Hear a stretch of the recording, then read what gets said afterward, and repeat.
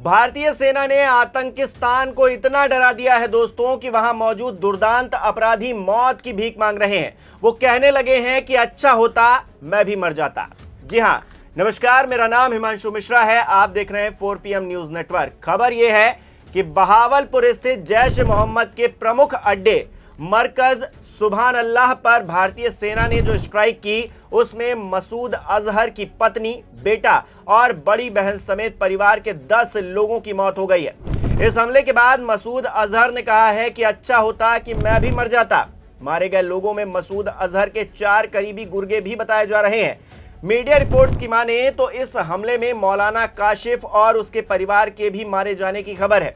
मौलाना अब्दुल रऊफ की बड़ी बेटी, पोते और 4 बच्चों के मारे जाने की भी पुष्टि हुई है। बताया जा रहा है कि ये सभी लोग उस समय मरकज परिसर में मौजूद थे जब भारतीय सेना ने आतंकवादी ठिकानों को टारगेट कर हमला किया। इसे जैश का मेन ट्रेनिंग और ऑपरेशन सेंटर भी माना जाता है, जहां पर पुलवामा जैसे हमलों की साजिश रची गई थी। ये जानकारी निकलकर सामने आई थी। भारत की तरफ से कहा गया है कि ऑपरेशन सिंदूर का मकसद जैश ए मोहम्मद और लश्कर तैयबा के जिहादी ढांचों को तबाह करना था, जो पिछले 3 दशकों में भारतीय धरती पर बड़े हमलों के लिए जिम्मेदार संगठन है। पाकिस्तान का 12वां सबसे बड़ा शहर जैश ए मोहम्मद का घर रहा है। लाहौर से लगभग 400 किलोमीटर दूर ये स्थित है। यहीं से निकले हुए आतंकवादी दूसरी जगहों पर जाकर दहशत फैलाते हैं, उसका पर्याय बनते हैं, जिन्हें मिट्टी में मिलाने का काम भारतीय सेना ने कर दिया है। कहा जाता है कि जामिया मस्जिद का परिसर 18 एकड़ में फैला हुआ है और यह जगह जैश के लिए आतंकियों की भर्ती और विचारधारा को बढ़ाने का केंद्र भी रहा है। ऐसे में इस पर जो हमला हुआ है, ये अपने आप में बहुत बड़ी कार्रवाई को दिखा रहा है दोस्तों। जैश के संस्थापक मौलाना मसूद अजहर की अगर बात करें तो उसकी पैदाइश बहावलपुर में हुई थी और वो वहां एक भारी सुरक्षा वाले ठिकाने पर रहता है। जैश ए मोहम्मद पर आधिकारिक तौर पर 2002 में प्रतिबंध लगाया गया, लेकिन कार्रवाई के नाम पर सिर्फ खानापूर्ति ही हुई, कागजी कार्रवाई होती हुई ही दिखाई दी। लेकिन अब जो हुआ है दोस्तों, इतिहास के पन्नों में सुनहरे अक्षरों में दर्ज किया गया है। आतंकी थर-थर कांप रहे हैं, कह रहे हैं कि मैं भी मर जाता तो अच्छा होता। उनके पूरे के पूरे परिवार को तबाह कर दिया गया है। भारतीय सेना की तरफ से जो जानकारी दी गई है वो यही कहा गया है कि आतंकी ठिकानों को निशाना बनाया गया है। जो पाकिस्तान की सेना के ठिकाने हैं उनको निशाना नहीं बनाया गया, यानी कि हमारा जो मकसद है वो आतंकवाद के खिलाफ लड़ाई लड़ना है, आतंकियों को निस्तानाबूद करना है। हम किसी देश के साथ या वहां के नागरिकों के साथ लड़ाई नहीं लड़ रहे हैं। जिस तरह से पहलगाम में हमारे जो आम नागरिक थे उनको निशाना बनाया गया आतंकियों की तरफ से, ये अपने आप में कायरतापूर्ण घटना जो की गई, उसके बाद आतंकियों को इसका भुगतान करना ही था और भारतीय सेना ने इसका बदला ले लिया है। ऑपरेशन सिंदूर इस पूरे ऑपरेशन का नाम रखा गया है, इस पूरे प्रकरण का नाम रखा गया है, जिसमें आतंकी ठिकानों को निस्तानाबूद करने का काम भारतीय सेना ने किया है। भारतीय सेना की तरफ से चलाए गए ऑपरेशन सिंदूर को 2019 की जो बालाकोट स्ट्राइक है उसके बाद से सबसे निर्णायक और विस्तृत कार्रवाई के तौर पर भी देखा जा रहा है।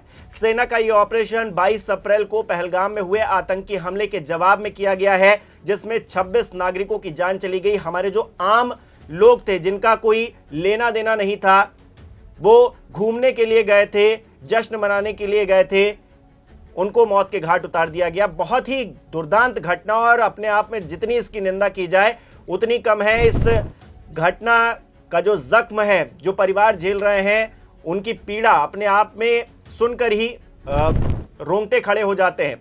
हमले के पीछे पाकिस्तान के आतंकी जो संगठन है लश्कर तैयबा, उसका हाथ बताया गया। हमले की जिम्मेदारी भी लश्कर के मुखौटा संगठन द रेजिडेंस फ्रंट ने ली थी, जिसके बाद भारत की तरफ से एक सटीक हमला किया गया और कुल 9 आतंकी ठिकानों को मिट्टी में मिलाने का काम किया गया है। जी हां, मिट्टी में मिलाने का काम किया गया है बिल्कुल, जिसमें 4 जो पाकिस्तान के अंदर ठिकाने थे उन पर निशाना साधा गया और 5 पीओके में मौजूद थे जो ठिकाने, उन पर निशाना साधा गया है और आतंकी फैक्ट्री को एक तरह से जमींदोज करने का काम किया है। रक्षा मंत्रालय ने भी स्पष्ट किया है कि पाकिस्तानी सेना के किसी भी ठिकाने को निशाना नहीं बनाया गया है, बल्कि उन जगहों को चुनकर वार किया गया है जहां पर आतंकवादी संगठनों की गतिविधियां पहले से देखी जा रही थी, पहले से भापी जा रही थी और अब उन्हें निशाना बनाकर वहां पर एक्शन लिया गया है। अच्छी बात यह है कि ऑपरेशन सिंदूर पूरी तरह से सफल रहा है। आतंक के ठिकाने धुआं धुआं हो गए हैं, उम्मीद है कि इस कार्रवाई के बाद आतंकिस्तान का दिमाग ठिकाने पर आएगा। जो पाकिस्तान लगातार अपने यहां आतंक को उगा रहा है, पैदा कर रहा है और लगातार बढ़ाता जा रहा है, उसको अब शायद समझ में आ जाए कि अगर उसने फिर से कोई हिमाकत की, फिर से कोई हरकत की तो अंजाम बहुत बुरा हो सकता है। यह सिर्फ ट्रेलर है दोस्तों, पिक्चर अभी बाकी है, ऐसा कहा जा रहा है। यानी कि अगर कोई भी हिमाकत की गई पाकिस्तान की तरफ से तो पूरी पिक्चर दिखाई जाएगी, जिसका गवाह यह देश ही नहीं बनेगा बल्कि पूरी दुनिया बनेगी, क्योंकि अंजाम बहुत बुरा होगा दोस्तों। लेकिन फिलहाल के लिए जो हमने कार्रवाई की है उसको लेकर पूरा देश जश्न मना रहा है। वहां के रक्षा मंत्री कह रहे हैं कि हम कोई भी कार्रवाई नहीं करेंगे, अब हमको बख्श दीजिए और कार्रवाई हमारे ऊपर मत कीजिए, अगर आप करेंगे तो फिर हम आपको रिटेलिएट करेंगे। और भारत की तरफ से भी कहा गया है कि हमने जो हमला किया है वो बदला लिया है एक तरह से, अगर आप इस पर भी कोई हरकत करते हैं तो फिर आपका अंजाम जो है और भी ज्यादा बुरा होगा। तो कुल मिलाकर परिस्थिति मैंने आपके सामने रखी। आतंकी रो रहे हैं, कह रहे हैं कि मुझे भी मौत आ जाती तो अच्छा था, उनके पूरे के पूरे परिवार खत्म हो गए हैं। जो आतंक पर निशाना भारत ने साधा था वो बिल्कुल सटीक जगह पर लगा है, सही जगह पर लगा है।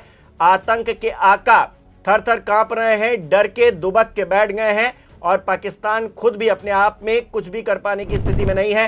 भारत के अंदर जश्न का माहौल है और हम कहीं ना कहीं एक तरह से इस लड़ाई में जीत गए हैं। आतंकवाद के खिलाफ जो हमने जंग छेड़ी है उसमें हम एक कदम आगे निकले हैं और हमने अपना बदला तो लिया ही है।